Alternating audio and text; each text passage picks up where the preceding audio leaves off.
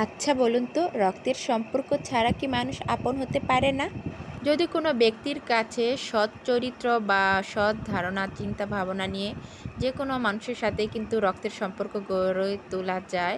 যাই হোক, আসসালামু আলাইকুম, সবাই কেমন আছেন? আশা রাখছি ভালো আছেন। আজকে সকাল সকাল একটু ছেলেকে সেমাই তৈরি করে দিলাম। তারপরে আপনাদের ভাইয়া দেশি পুঁটি মাছ নিয়ে আসছিলো, ওগুলো রান্না করেছিলাম। আর রান্না করব চিচিঙ্গা আর লাউ। আর চিচিঙ্গাটা নিয়ে আসছে, তার জন্য আমি প্রথমে এটাকে কেটে নিয়েছি। আর দেখুন না, কলা নিয়ে আসছে। এই কলাগুলো দেখতে এত সুন্দর, কিন্তু ভিতরে এরকম জানি একটু শক্ত শক্ত ভাব।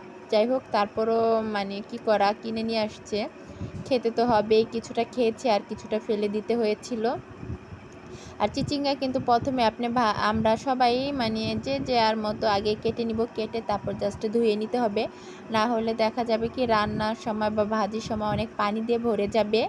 এর জন্য এইভাবে আমি সবগুলো চিচিঙ্গা মানে কেটে নিয়েছি, তারপর ধুয়ে কেটে নিয়েছি। আর এদিকে আমার ছেলে আসছে, আম্মু আমাকে একটা কলা দাও, আমি কলা খাবো। দিলাম কলা, কিন্তু বাচ্চাটা খেতেই পারে না, নষ্ট করে ফেলে দিয়েছে।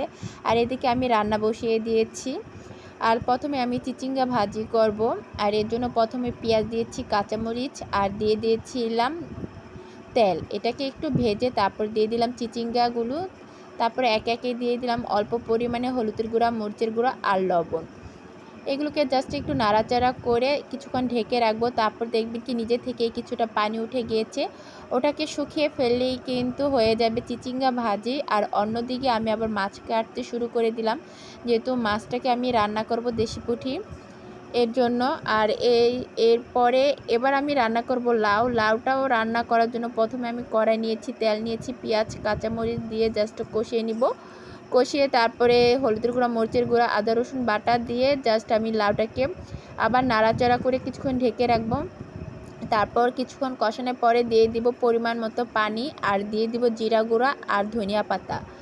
দেখা যাবে কি এই লাউটা সিদ্ধ হয়ে যাবে আর পানিটা মাখা মাখা হয়ে যাবে, তখন প্রায় আমার এই লাউটা রান্নাও হয়ে যাবে। আর এদিকে আমি রান্না করব জাস্ট ওই যে মাছটাও সেম যেভাবে কষানো হয়, সব ময় মশলা যেভাবে দিতে হয় সবগুলো দিয়ে দিয়েছি। তারপরে এটা কিন্তু আজকে আমি আর ভাজবো না, না ভেজে জাস্ট 2 মিনিট কষাবো।